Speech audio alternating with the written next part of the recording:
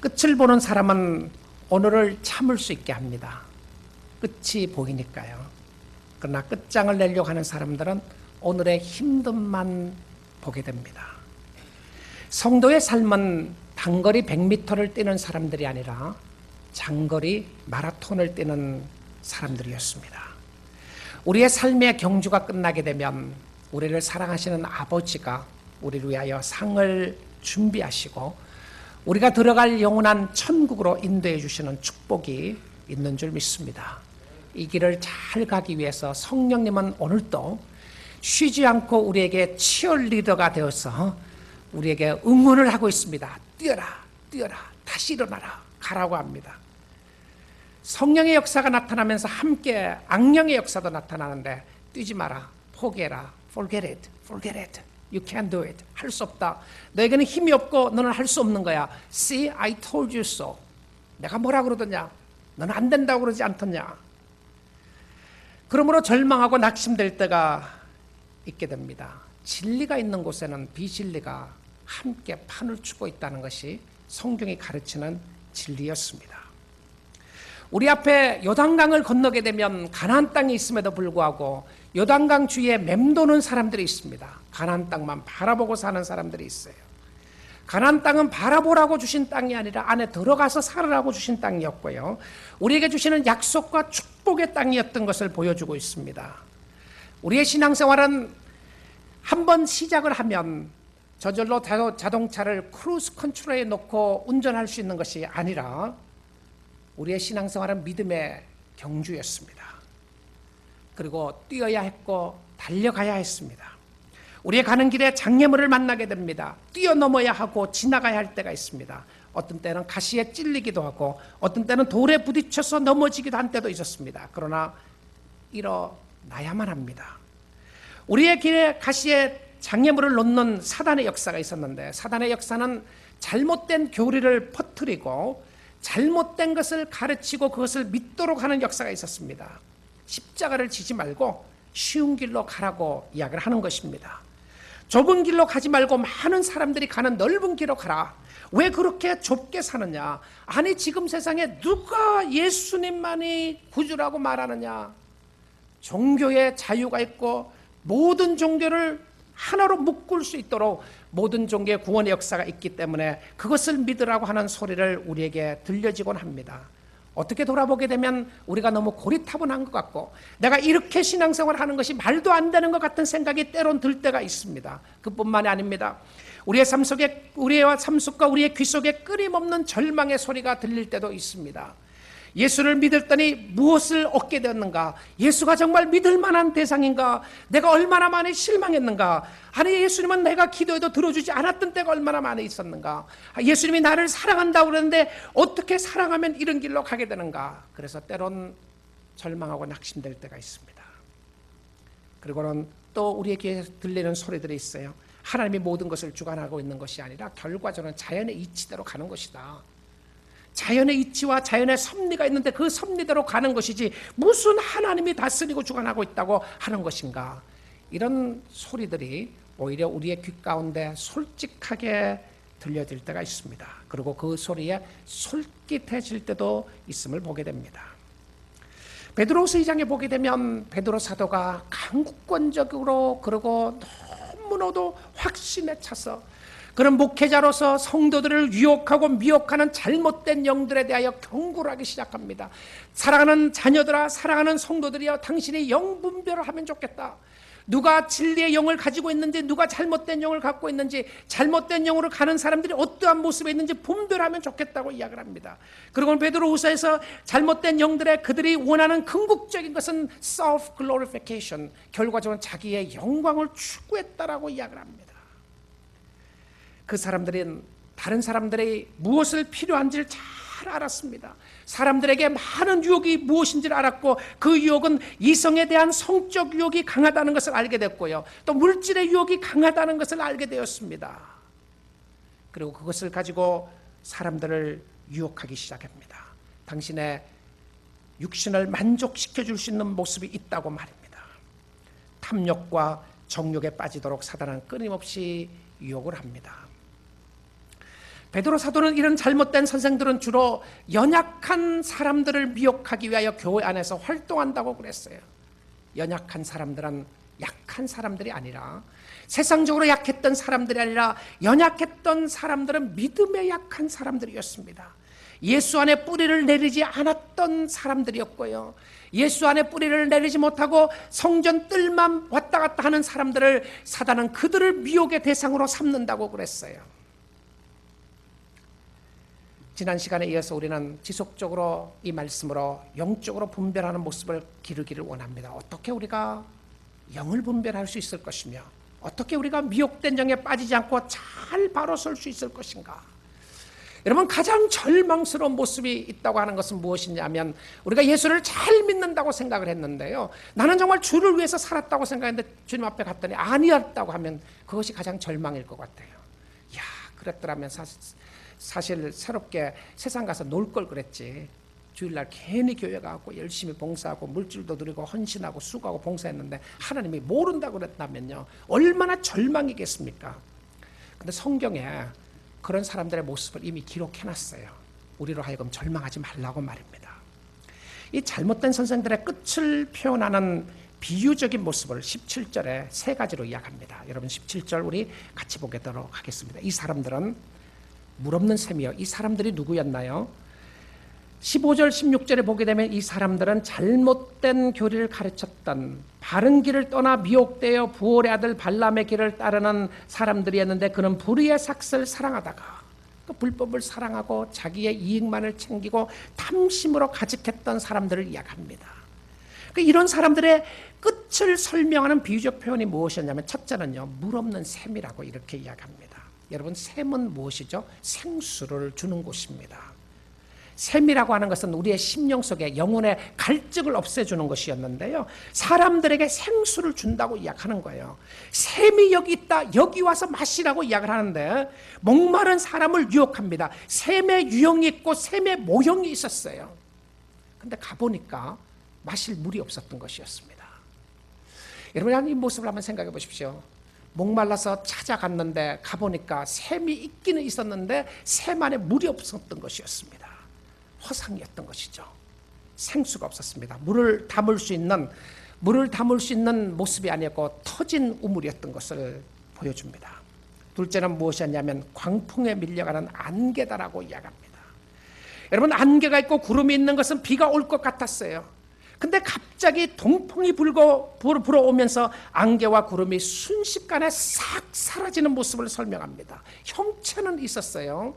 비를 줄 것 같다는 형체의 구름의 형체는 있었는데 순식간에 비가 내리지 않고 싹 사라지는 모습을 이야기합니다. 세 번째, 그들을 설명하는 표현이 무엇이었냐면 캄캄한 어둠이 예비되어 있다니. 그냥 어둠이 아니었고 캄캄한 어둠이었습니다. thick, black and darkness라고 되어 있어요. 이 캄캄한 어둠의 모습은 심판의 모습이었는데요, 여러분, 이스라엘 백성들이 출애굽하기 전에 애굽 땅에 10가지 재앙이 일어나게 됩니다. 9번째 재앙이 무슨 재앙이었죠? 어둠의 흑암의 재앙이었습니다. 이 흑암의 모습이 얼마나 강했는지 바로 옆에 사람을 알아볼 수 없는 그런 흑암이었어요. 그래서 출애굽기 10장 23절에 이렇게 이야기합니다. 그동안은 사람들이 서로 볼 수 없으며 바로 앞에 있는데 사람을 볼 수 없는 흑암이었습니다. 자기 처소에서 일어나는 자가 없으되 일어날 수가 없었어요. 이 처소에서 일어날 수 없을 정도로 캄캄한 흑암이 3일 동안 있게 됐는데요, 이것은 애굽 땅에 임했던 하나님의 심판의 모습이었어요. 태양을 비추지 못하도록, 그렇게 강렬했던 태양도 달빛도 빛을 비추지 못하도록 하나님이 딱 막아버리셨어요. 근데 이 잘못된 선생들, 거짓 선생들, 잘못된 것을 가르쳐 거기에 빠져있는 사람들에게 있는 모습 중에 하나가 캄캄한 어둠이 예비되어 있다고 이야기합니다. 근데 놀랍게도 출애굽기 10장 23절에 나타날 모습 중에 하나가, 이스라엘 백성들 중에서는 이스라엘 백성들이 거했던 땅이 고센 땅이었죠. 이 고센 땅에 이스라엘 백성들이 거주하는 곳에는 밝은 빛이 있었더라. 여러분, 한번 상상 한번 해보십시오. 캄캄한 어둠인데 도저히 앞이 아무것도 보이지 않는, 아무것도 볼 수 없는 캄캄한 어둠이었는데 정말 광명한 빛을 볼 수 있는 데가 있었습니다.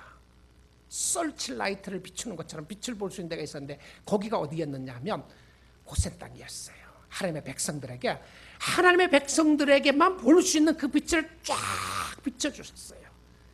저는 이 모습을 생각을 하면요, 이스라엘 백성들에게 부어주었던 세상이 아무리 캄캄하고 아무리 어려운 부분이 있다고 할지라도 예수 믿는 사람들에게 비춰졌던 밝은 광명의 빛으로 말미암아 그들이 하나님의 은혜를 누리고 바라보고 사는 축복의 역사가 있었던 것을 믿습니다. 여러분, 주님 따라가야 합니다. 세상의 진리가 없습니다. 철학의 진리가 있지 않았습니다. 예술의 진리가 있지 않았어요. 진리는 그리스도 안에 있었습니다. 세상에 생명이 없었습니다. 예수님이 생명이었기 때문에 그렇고요.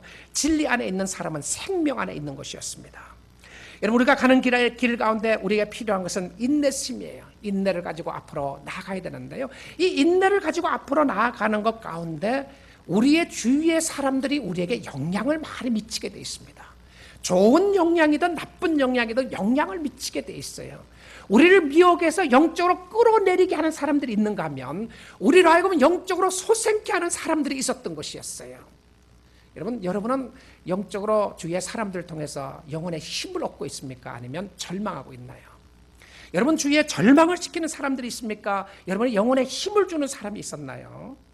우리가 바른 길을 가야 하는 모습 가운데 우리의 주위에 사람들이 많은 영향을 미치게 됩니다. 메이천이라고 하는 학장이 있었는데요, 이 메이천은 웨스트민스터 신학교, 필라이너 웨스트민스터 신학교가 시작되는데 초창기에 초대 학장, 초대 총장을 지냈던 분이었습니다. 이분은 진리를 위해서 투쟁하며 싸웠던 사람이었는데요, 이 진리를 위해서 투쟁하고 싸우면서 그의 삶 속에 영향을 미쳤던 사람들에서 이야기를 합니다. 영향을 미쳤던 교수들, 좋은 교수들과 좋은 책들, 그가 진리를 위해서 싸울 수 있도록 성경을 바로 볼 수 있도록 도와줬던 많은 사람들을 이야기하는 가운데 그가 이야기했던 사람들은 그의 부모였습니다. 부모님이 그의 삶 속에 확인시켜 주었던 것은 무엇이었냐면 하나님 앞에서 느꼈던 끊임없는 사랑이었는데요, 메이천의 어머니가 1906년 1월 21일에 이렇게 편지를 씁니다. 진리 안에 서 있어야 될 아들에 대해서 이야기를 하면서요, 그리고 그에게 확인시켜 주었던 한 가지였습니다. 하지만 나는 이 한 가지 사실만은 너에게 확인시켜 줄 수 있단다. 내가 무슨 일을 하더라도 내가 너를 사랑하지 못하게 할 수는 없다는 사실만이다. 그 아들에 대한 변함없는 사랑을 확인시켜 주면서요, 어떤 일을 하더라도 말이야, 나를 근심하게 하는 건 쉬운 일이다. 이 어미는 걱정이 너무 많아 탈일지도 모르지만 하지만 너를 사랑하는 내 마음은 절대적으로 요지부동이란다. 무슨 일이 닥치더라도 이 사실만은 믿으렴. 나도 널 믿고 있어. 그리고 네가 어떤 일을 하더라도 하나님이 네게 힘 주셔서 길이 열릴 거라고 믿는다. 어려움 가운데 어머니가 아들에게 썼던 편지였습니다. 메이천의 아버지는 1906년 1월 26일에 이렇게 그에게 편지를 합니다. 학문을 하다가 신학으로 가게 되면서 새로운 학문을 접하는 아들에게 이렇게 합니다. 결국 내가 어떤 학문 분야로 들어서든지 관계없이 그동안 네가 공부하면서 보낸 세월을 허송세월로 여기지 않고 하나님 앞에 나갈 수 있기를 원한다는 편지를 쓰게 됩니다. 하나님만 붙잡을 것을 이야기를 하게 돼요. 그리고 얼마 있지 않아서 같은 해에요, 2월 24일에 부모에게 편지를 쓰면서 메이천은 이렇게 편지를 씁니다. 제가 아버지와 어머니에게서 받은 영향이 없었다면 저는 오래전에 신앙이나 도덕적인 삶에 대한 모든 생각을 버렸을 거예요. 제가 이곳에서의 기회를 통해 어떤 유익이든 얻을 수 있었다면 그 유일한 원동력은 아버지와 어머니, 그리고 아버지께서 제게 주신 기독교적인 가르침이, 성경적인 가르침이 영혼 안에서 늘 내게 머물러 있는 것입니다. 말씀의 진리의 말씀 가운데 바로 설 수 있도록 주위의 영혼들이, 주위의 사람들이 치열리를 했던 것을 보게 됩니다. 자, 그런데 우리가 공동체를 통해서 하나님을 섬기고 주위에 함께 있으면서 우리 공동체 가운데 진리를 사랑하는 사람들이 얼마나 있는가? 내가 진리의 말씀 가운데 바로 설 수 있도록 인도하는 사람들이 얼마나 있는가. 내가 육신적으로 원하는 이고를 satisfied 하고 내가 육체적으로 원하는 나 자신의 어떤 것을 satisfy, 만족시키는 역사인가, 아니면 하나님을 바라볼 수 있도록 하는 역사들이 있는 것인가. 이것이 공동체의 참 중요한 요소들이었습니다. 그런데 이 잘못된 선생들, 잘못된 교리를 전하는 사람들은요, 무엇으로 그리고 누구를 유혹하고 있나요? 우리가 지난주에 보았던 것을 보게 되면 2장 14절에 보게 되면 굳세지 못한 영혼들을 미혹한다고 그랬죠. 그래서 굳세지 못한 영혼들은 이들은 약한 영혼들이 아니라 예수 안에서 뿌리를 내리지 않았던 사람이었다고 그랬습니다. 오히려 세상적으로는 굉장히 강했던 사람이었어요. 물질도 가지고 있었고 또한 어떤 경우에는 유혹에 빠져 있으면서도 그것을 담대하게, 볼드하게, 자기의 죄악 가운데 있으면서 죄 속에서 너무 담대하고 당돌했던 사람들의 모습을 보여주었습니다. 누가 그들을 보면서 약한 자라고 말할 수 있었겠어요? 그런데 성경은 그들을 오히려 연약한 모습으로 설명을 했습니다. 그리고 18절 말씀을 봅니다. 그들이 허탄한 자랑의 말을 토하며 그릇되게 행하는 사람들에게 겨우 피한 자들을 음란으로서 육체의 정욕 중에서 유혹하는도다. 여러분, 사단의 전략을 잘 알아야 사단을 대할 수 있고 피할 수가 있게 됩니다. 승리의 방정식이 무엇인지를 알아야 되는 것이죠. 사단이 우리를 유혹할 때 쓰는 방법이 무엇인지를 알아야 합니다. 무엇으로 유혹을 하는가? 사단이 뭘로 유혹하는지 아세요? 말로 유혹합니다. 실질적으로 사단이 우리에게 돈을 갖다 주면서 유혹하는 것이 아니고요, 돈을 주겠다고 하는 말로만 하는 거예요. 말로. 근데 우리에게 행복을 줄 것 같은 말을 하는데 그 말이 어떤 말이냐면 오늘 18절에 이렇게 설명하고 있습니다. 그들이 허탄한 자랑의 말을 토한다. 그들의 말이 무엇이었냐면 empty and boastful words라고 되어 있습니다. 아무 의미 없는 말을 하는 거예요. 여러분, 근데 언어에는요, 왜 이들이 말로 그렇게 유혹을 하느냐 하면 언어에 힘이 있어요. 말에 힘이 있습니다.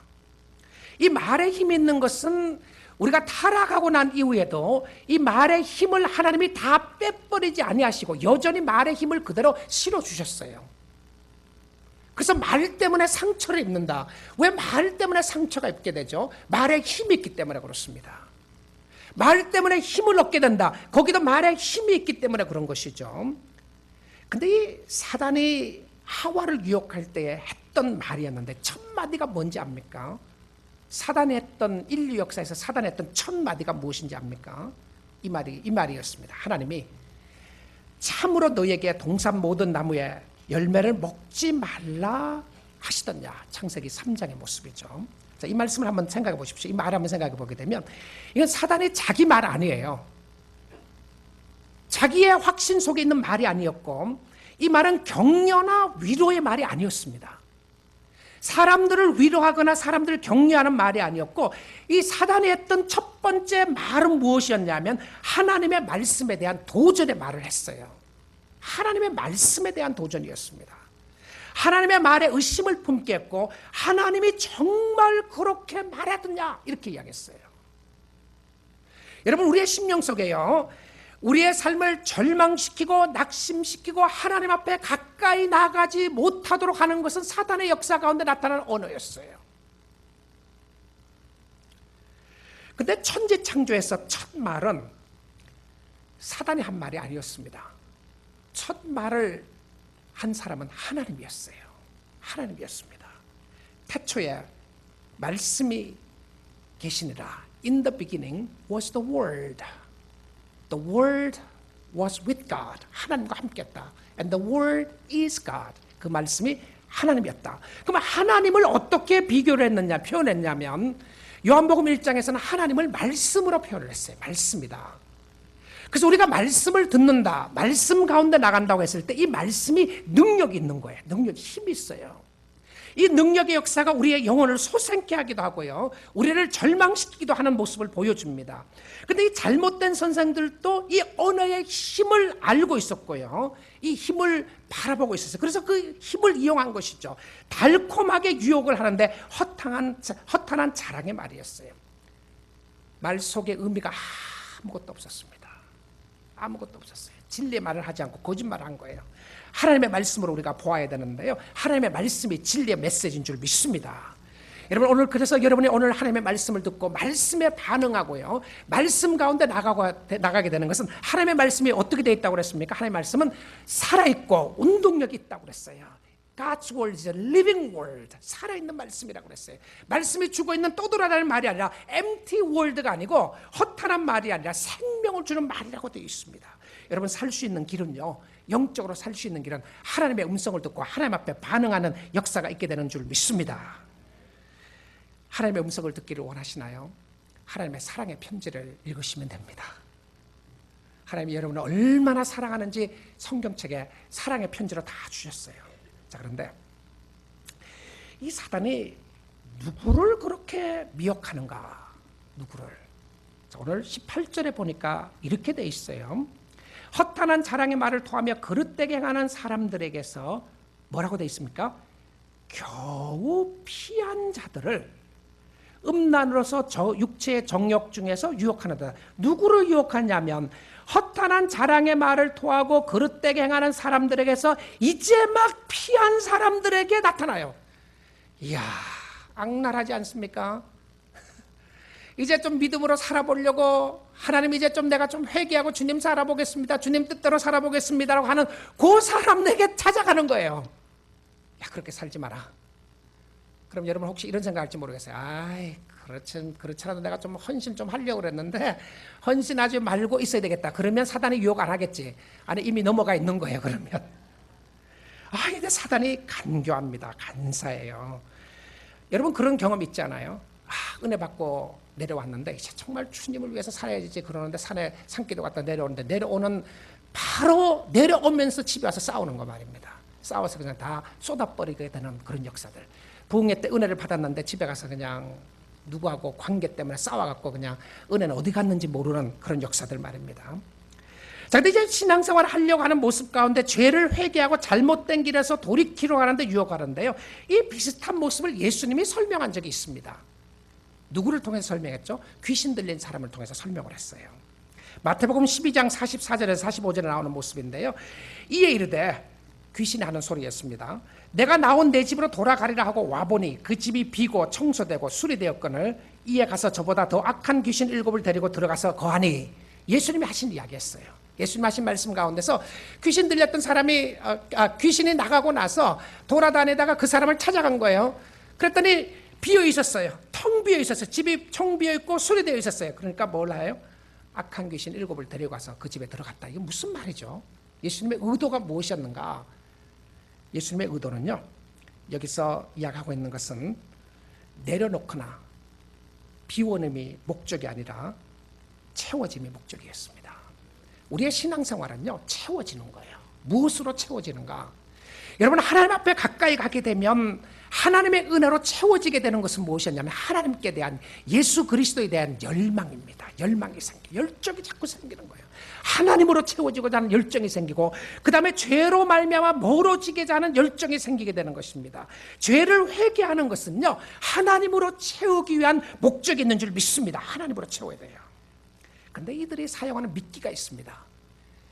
성경은요, 담대하게 이런 부분에 있어서 베드로 사도가 성도들에게 이야기한 거예요. 정말 그가 사랑했던 성도들을 하나님의 말씀을 전하고 말씀을 뿌려놨더니 사단이 와서 자꾸 말씀을 앗아가는 거예요.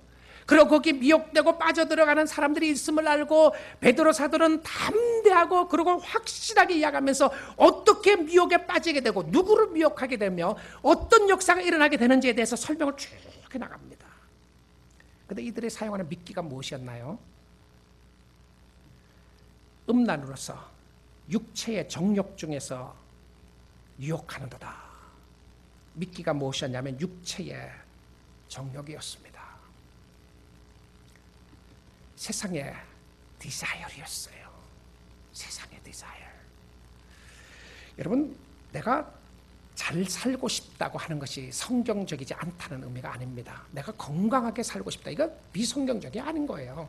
내가 축복을 받고 살고 싶다, 이거 나쁜 거 아닙니다. 그렇지 않아요. 어떤 사람은 축복 이야기만 하면 기복이다, 기복이다. 뭐가 기복인지도 모르고 기복이라 그래요. 여러분, 복 받기를 원하는 것 나쁜 것 아닙니다. 그런데 내가 무슨 복을 추구하며 복을 가지고 무엇을 하기를 원하느냐가 잘못된 신앙으로 빠질 수 있는 모습이에요. 내가 예수를 믿으면서 빌고 비는 궁극적인 목적은 내가 부자가 되어서 잘 먹고 잘 살기를 원하면 그게 기복이에요. 근데 내가 주님 앞에서 주님 앞에 잘 살고 정말 주님의 은혜 가운데 살면서 주를 섬기겠다고 하는 부분을 기복이라고 말할 수가 없어요. 하나님의 축복 가운데 그럴 수 있다는 것이죠.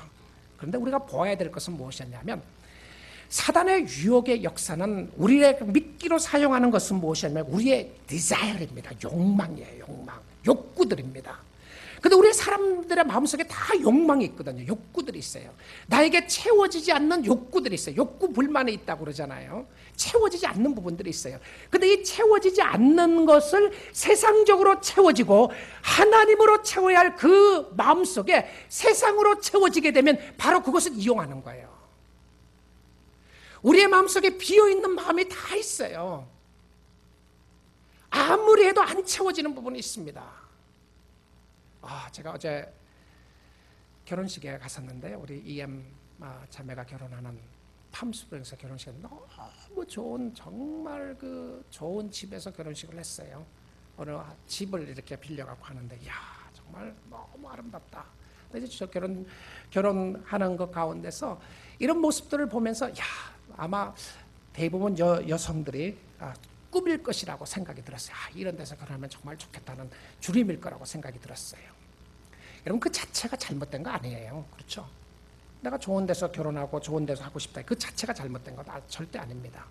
근데 우리의 마음속에는 이 채워지지 않는 부분이 있는데, 그 채워지지 않는 부분 속에 채워야 될 것은 늘 그리스도였습니다. 예수님이었어요.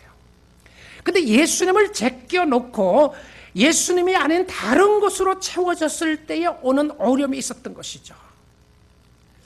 자, 그래서 이 육체의 욕망들이 있는 거예요. 욕구들이 있고요. 내가 육체들은 전부 다 육체를 갖고 있는 사람들은 이 땅에서 편안하게 살고 싶어 합니다. 편안하게 살고 싶어요. 그리고 적당히 죄를 지으면서 사는 것을 즐깁니다. 적당하게 죄를 짓는 것이 재밌게 이야기합니다.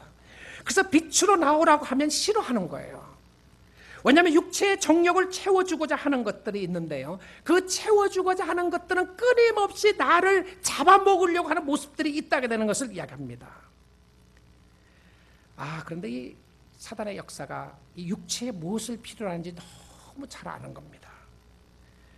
높아지고 싶어하고, 날아가고 싶어하고, 마음의 유혹에 따라 움직이고 싶어하고, 내 마음대로 하고 싶어하고, 내가 하고 싶은 것, 내가 원하는 것, 정말 그 사람을 만나면 지금 이 상황 속에서 그 사람을 만나고 그 사람과 함께 있으면 행복을 줄 것 같은, 내가 이것만을 가질 수만 있다면 이것이 나의 삶 속에 진정한 의미를 줄 것 같은 그런 유혹들이 자꾸 생기는 거예요.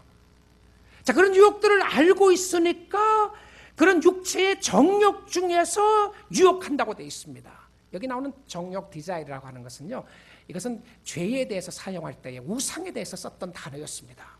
우리가 왜 다투고 싸우느냐, 그것은 육체의 정욕 때문에 그렇다고 그래요. 네가 원하는 것, 네가 가지고 싶은 것을 갖지 못했기 때문에 싸우는 것이 아니냐, 이렇게 썼을 때 썼던 단어가 정욕이라고 하는 단어였습니다. 자, 그런데 이들이 미끼를 사용하면서 약속을 해야 되잖아요. 무엇을 약속하는지 압니까? 오늘 19절에 그들이 약속하는 약속이 나와 있습니다. They promised them, 잘못된 모습에 빠지는 사람들의 They promised them freedom, freedom을 약속한다고 되어 있어요. 그들에게 자유를 주겠다고 약속합니다. 자유를 주겠다고. 놀라운 거죠. 사단이 똑똑합니다. 잘못된 데 빠져 있는 사람, 똑똑한 사람들이었어요. 자유를 주겠다고 이야기하는데 그 자유가 사람들이 다 찾고 싶었던 것이었어요. Everyone wants freedom. 다 자유를 원해요. 마음대로 살고 싶은 욕망이 있단 말입니다. 근데 사단이 창세기에서 하와를 유혹하면서 썼던 부분도 무엇이었습니까? 자유였어요. 사실 어떤 자유의 freedom이라고 하는 단어보다는 independence라고 하는 단어가 더 정확한 단어였을 것입니다. 하나님으로부터 네가 떨어지면 네가 하나님처럼 될 수 있다는 것이었습니다. 하나님의 말을 듣지 말려고 하는 것이었죠. 네가 하나님처럼 될 수 있다. 무엇이었습니까? 자유였습니다. 내가 너에게 개런티한다. 무엇을 주겠다고? 자유를 주겠다고 개런티한다는 것이었습니다. 그것은 하나님의 말씀을 듣지 말고 내가 원하는 대로 결정하고 내가 하고 싶은 대로 살으라고 이야기합니다. 아담과 하와가 범죄하고 난 이후에 우리에게 죄의 유혹이 들어오게 됩니다. 이 죄의 유혹이 들어오고 죄가 실질적으로 우리의 삶 가운데 있으면서 우리에게 나타나는 모습은 무엇이었냐면 죄의 종이 된 거예요. 죄의 종이 된 거예요. 그러니까 죄가 하고 싶은 대로 하도록 따라갈 수밖에 없었습니다. 죄의 종이 된다고 하는 것은 무엇이었냐면 육신의 정욕대로 살아갈 수밖에 없다는 것이었습니다. 다른 방법이 없는 거예요. 죄인은 죄를 안 지을 수 있는 어빌리티가, 능력이 없었던 것이었습니다. 절망입니다. 정말 절망이에요. 여러분 정말 거룩하게 살고 싶으시나요? 예수 안에서, 예수 밖에서 거룩하게 살 수 있는 길이 없는 거예요. 아무리 죄를 안 지으려고 해도 죄를 안 지을 수 있는 능력과 힘이 없는 것이었습니다. 결과적으로 마음대로 해서 얻었던 것이 무엇이었냐면 죽음이었어요. 하나님부터 멀어지는 것이었고 에덴 동산에서 쫓겨나는 것이었고 하나님의 진노의 자녀가 되었던 것이었습니다. 마가복음 5장에 보게 되면 귀신 들린 사람에 대해서 또 이야기를 합니다. 무덤 사이에서 살고 있었는데요, 이 사람이 힘이 얼마나 셌느냐면 이 사람이 쇠사슬로 묶고 나도 그 쇠사슬을 끊었다고 성경은 그렇게 표현합니다. 힘 있는 모습이었어요. 파워, 다 좋아하는 파워였어요. 파워를 가졌습니다, 이 사람에게. 그리고 성경은 이렇게 표현합니다. 아무도 그를 결박할 수가 없었더라. No one can bind him. 아무도 그를 묶어둘 수가 없었다고 그랬어요. 그리고 얼마나 힘이 있고 자기 마음대로 할 수 있는 사람이었나요? 밤낮 무덤 사이에서나 산에서 소리 지르고, 자기가 고함 지르고 싶을 때 고함 지르고, 밤에도 지르고 낮에도 지르고, 돌로 자기 몸을 해치고 있었더라. 자기 몸을 또 해치고 있는 모습들을 설명합니다. 정말 한마디로 귀신에 퍼세스돼서 끌려다니는 모습이었던 것이죠. 근데 이 자기의 정체도 알지 못해요. 예수님이 이름을 물어봅니다. 네 이름이 뭐냐? 그랬더니 군대라고 그렇게 이야기를 해요. 군대이다. 이것은 귀신이 많다고 하는 multitude, 무리라고 하는 표현을 이야기합니다. 그런 옷을 입고 싶으면 입고 벗고 싶으면 벗고 살았습니다. 어떤 의미로 생각하면 자유를 원하냐? 이게 자유였어요. 세상이 이야기하는 자유가 이것이었을 수도 있습니다. 하고 싶은 대로 하는 것이었어요. 그런데 성경은 그것이 귀신 들렸다고 이야기합니다. 디먼 포세스 됐다고 이야기했어요. 여러분 세상의 욕망과 세상의 욕구대로 사는 것은 자유가 아닙니다. 죽음이에요. 죽음입니다. 내가 하고 싶은 대로 내 마음대로 예수를 떠나서 내 마음대로 다 할 수 있다고 하는 마지막 종착역은 죽음입니다. 멸망이에요. 성경은 단호하게 이 말씀에 대해서 메시지를 던지고 있는 것이었습니다. 그리고 예수님이 이 귀신 들린 자를 귀신을 쫓아냅니다. 그리고 나서는 성경이 이렇게 썼어요. 옷을 입고 온전하여 앉은 것을 보았더라. 질서가 있게 됐다는 것이죠. 사단의 역사는 파괴입니다. 디스트로이 하는 것이 목적이었어요. 우리를 디스트로이 하고요, 우리에게 행복을 준다고 이야기하는데 실질적으로 행복을 주는 것이 아니라 우리를 묶어두는 것이었습니다. 그리고 우리의 영혼을 디스트로이 시켜버리는 것이에요. 우리를 파괴시키는 작업을 하는 것이었습니다. 예수님이 주시는 것은 생명이고 예수 안에 진정한 자유가 있는 줄 믿습니다. 예수 안에 있어요. 진정한 자유는 그리스도 안에 있었습니다. 자유는 방종이 아니었습니다. 자유는 구속이었어요. 누구 안에 있느냐의 차이였습니다. 사단 안에 있느냐, 예수 안에 있는가. 사단 안에 있는 것은 사단의 종의 죄가 노예가 되는 것이고, 예수 안에 있는 것은 예수님의 종이 되는 것이고 예수의 노예가 되는 것이었습니다. 그런데 이 노예가 되는 모습을 베드로 사도나 바울은 기쁘게 생각을 했어요. 내가 그리스도의 종이 된 것은 하나님께서 나에게 주신 은혜였고 영광이었다. 여러분 그렇게 생각하시나요?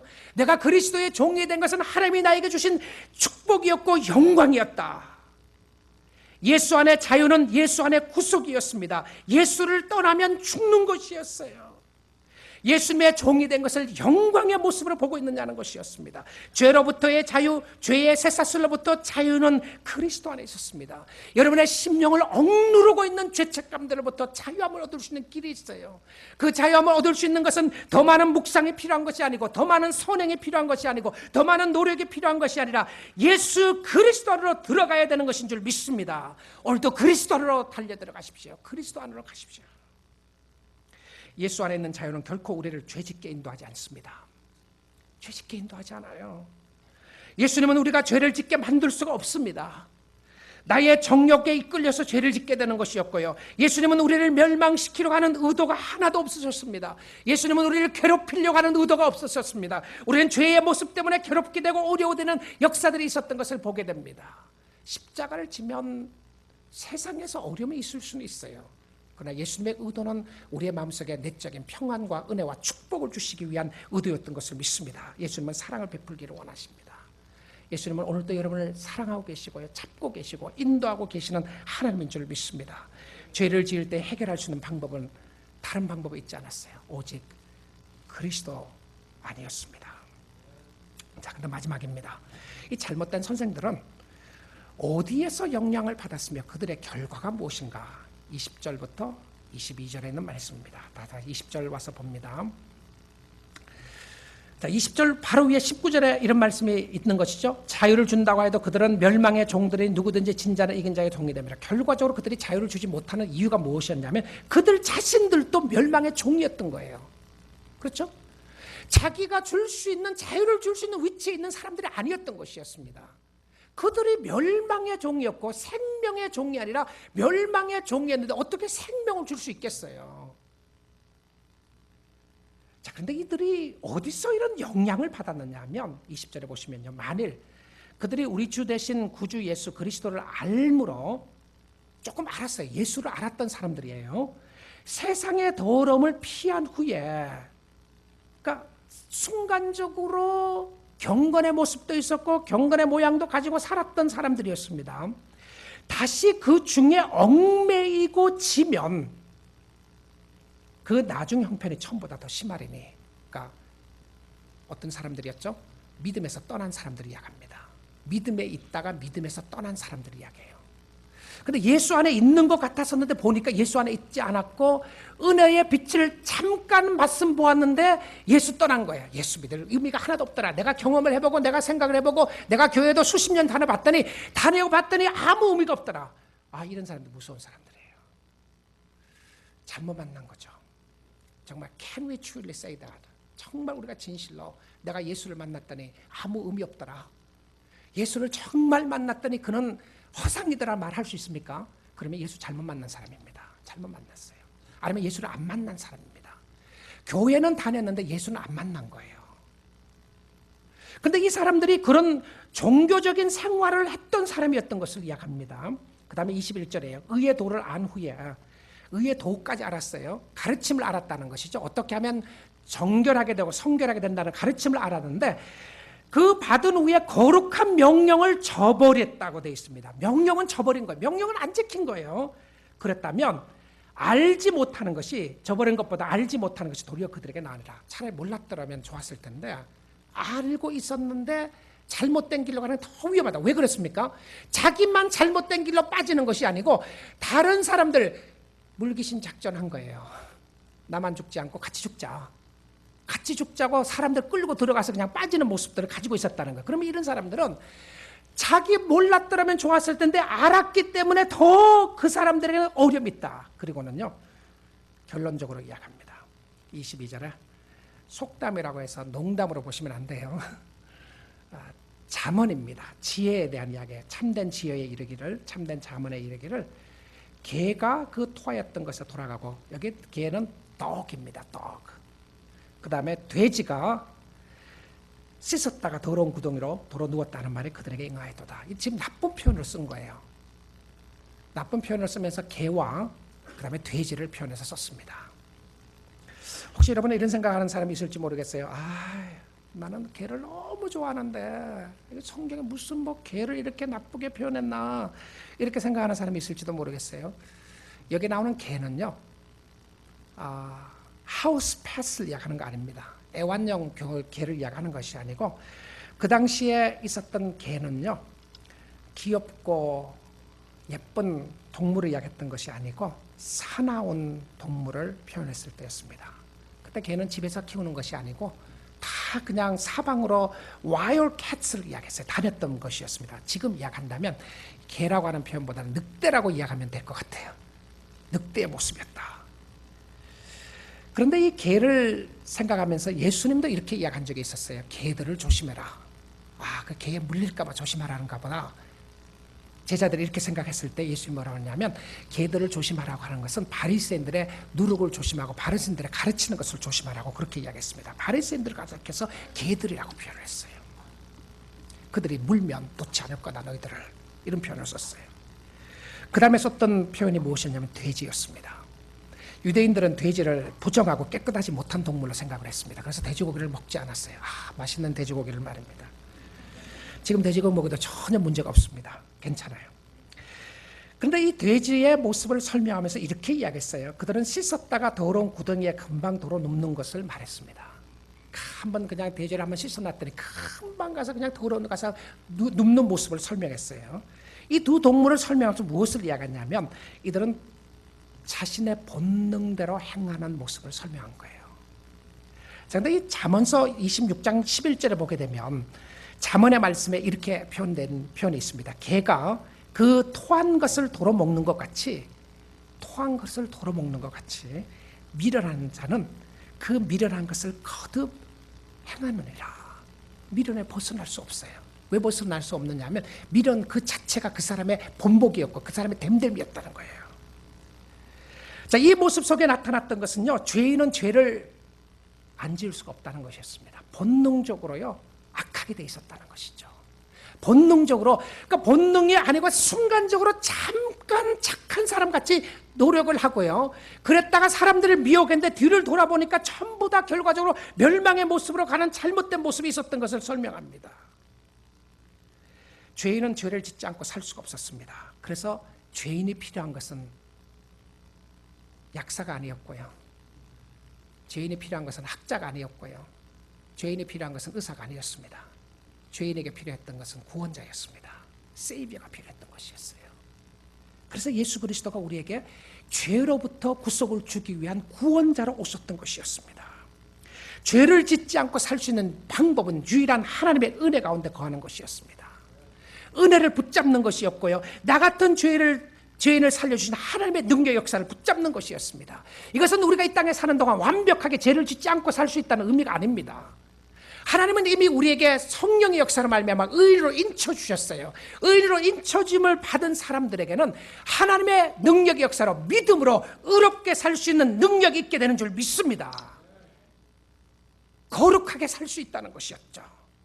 하나님의 능력을 드러내며 살 수 있었다는 것이었습니다. 여러분이 힘들고 어려워도 순간적인 쾌락을 위하여 범죄하지 말고 예수를 떠나지 않기를 주님의 이름으로 축복드립니다. 주님 떠나면요, 물고기의 자유가 물 안을 벗어나서 물을 떠나면 그것은 죽음이었던 것 같이, 성도들에게 있어서 그리스도의 하나님의 언약의 백성들로서 하나님의 형상으로 창조받은 모든 인류의 모든 사람의 자유는 예수 안에 밖에 있는 것밖에 없었습니다. 예수를 떠나면 물고기가 물을 떠났을 때 죽는 것과 같이 그들의 결말은 뻔했습니다. 멸망이었어요. 죽음이었습니다.